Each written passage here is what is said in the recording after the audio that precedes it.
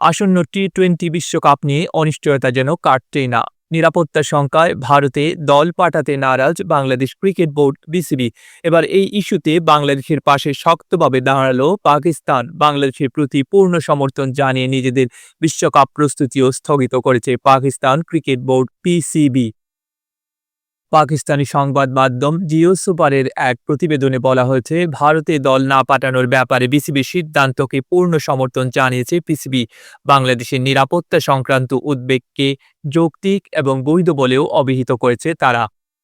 আগামী ৭ ফেব্রুয়ারি থেকে শুরু হতে যাওয়া বিশ্বকাপের জন্য পাকিস্তান দলের সব ধরনের প্রস্তুতি আপাতত বন্ধ রাখার নির্দেশ দিচ্ছে পিসিবি।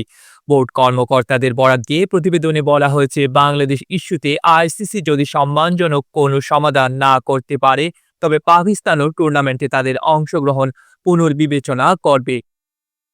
শুধু তাই নয়, শেষ পর্যন্ত পাকিস্তান যদি বিশ্বকাপে অংশ না নেয়, সেজন্য টিম ম্যানেজমেন্টকে একটি বিকল্প পরিকল্পনা তৈরি রাখতে বলা হয়েছে।